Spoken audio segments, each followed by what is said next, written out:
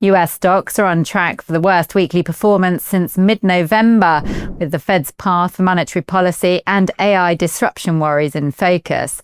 The USD is also on track to fall this week following softer than forecast inflation but stronger jobs data.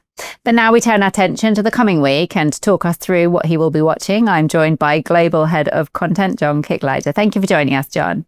Thanks for having me.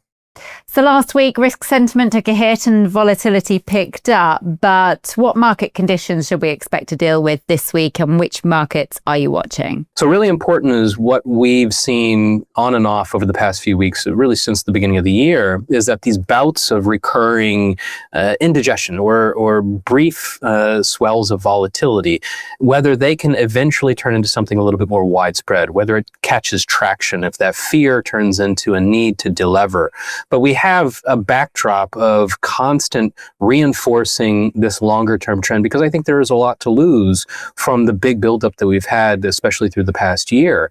And we will find those justifications through AI spending, or shifting to expectations that monetary policy will be a little bit more accommodative, or that government spending or fiscal spending is going to back up some of these other deflating support systems. But it's really that tipping point of risk trends. Will we get that swell in volatility to turn into the broader risk aversion? Or can we hold out long enough that there is a meaningful reason enough to restore the bid and take us to new record highs in a meaningful way with some momentum? And that's not clear to the markets. I mean, that's not clear to me. And especially in this coming week, we are towards the lower end of the risk spectrum. It's a very narrow channel, depending on what benchmark you're looking at for risk appetite. Something like the S&P 500, like I like to look at, it's near the bottom of its channel, which is very narrow and very extended and very long in tooth. But can we get the breakdown that this threatens, especially for the people that are more of the bearish inclination?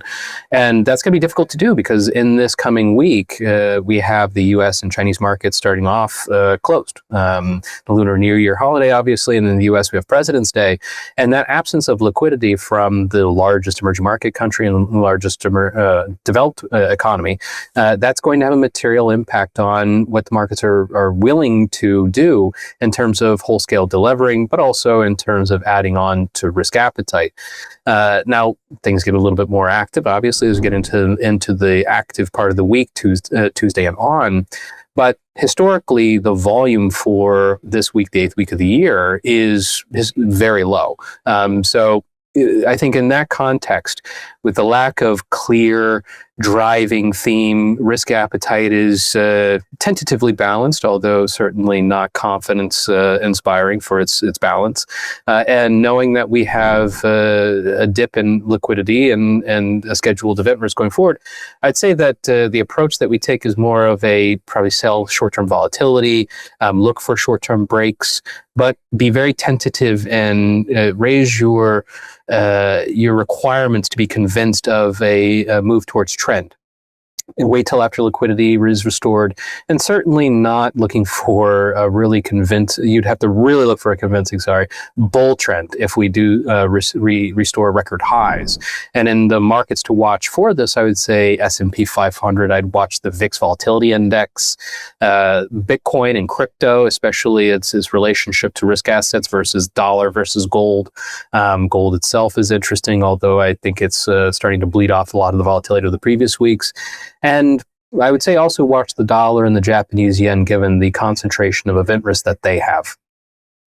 Now let's talk about themes. What are the key themes for the coming week?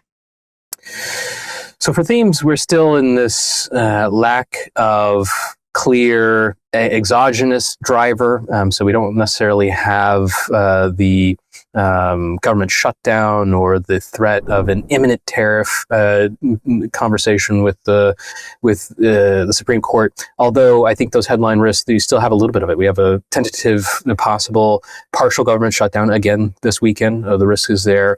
There is buildup in forces that are from the U.S. side that are putting tension on Iran. So so that could be a headline again. We could be looking at the tariff consideration with Supreme Court, considering once again next Friday. We always have the UK politics that seems to be constantly in the headlines. So all of these things are possible headline risks. They're uncertain about when they're going to escalate or what the time frame is. Something to watch, but I don't think the market is really following any of these ones persistently. And at the same time, I don't necessarily think that there is a traditional financial driver or theme that the markets are willing to focus on, because we don't have those key events that are ahead of us, and there's not a lot of momentum in the series that would back up, like a growth or trade conditions or monetary policy. Although, we do have some growth data this week. We do have some trade consideration, and there certainly will be some assessment of Fed policy as we get into the March switch from Jerome Powell to Kevin Warsh. Now, you briefly mentioned the growth data next week, but what are the other events that you're going to be watching? So through this week, Monday is obviously the lull. We have that liquidity condition with the U.S. and Chinese markets offline, but that doesn't mean that we're without catalysts. We do have traditional data like Japanese GDP, which is certainly very important in the context of how Japan's financial and economic backdrop has evolved, certainly around the election in the past month or two.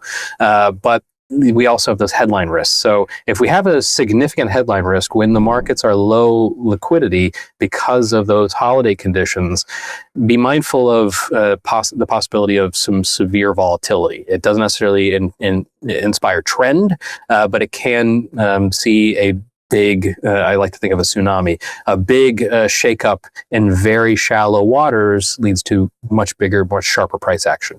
But that's just a warning. I don't think it's necessarily the status quo and the likely outcome.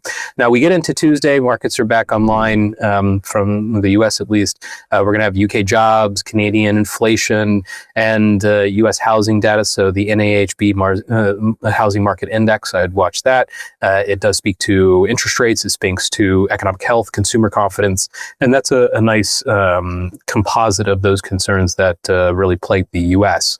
Wednesday, Japanese trade. We have an RBNZ rate decision, which is not expected to change, although after the RBA rate hike, there will be a little bit more scrutiny around the New Zealand Central Bank to see if they're going to follow soon in that shift and that pivot of monetary policy. We want to see the global pivot of monetary policy as we level out from our dovish stretch through 2025.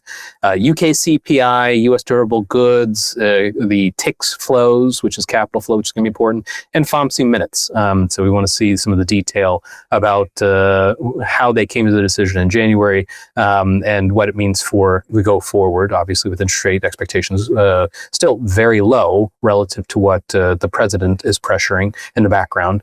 Thursday, we have a lot of Japanese data, including Japanese manufacturing activity, which is more timely, the Tonkin figure, which I think is going to be important. They're also going to be selling 1 and 20-year JGBs, so it's going to be a test of the financial conviction of the country, and Japan is definitely one to keep a close tabs on. We've seen Asian financial crises in the past, not saying that Japan will necessarily lead to one, but it is certainly in a position that it's less stable and supportive.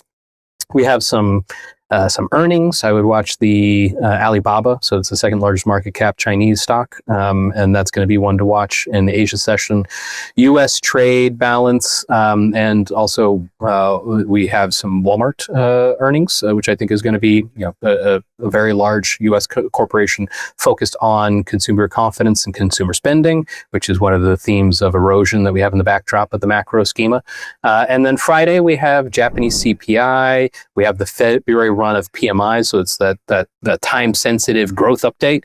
And then we also have the fourth quarter GDP for the United States, and we have the PCE deflator for December, which is the Fed's favorite inflation indicator. We want to see how it compares to the CPI figure that we just got this past Friday. Well, thank you very much for your insights again today, John. My pleasure. For more videos like this, please do like and subscribe.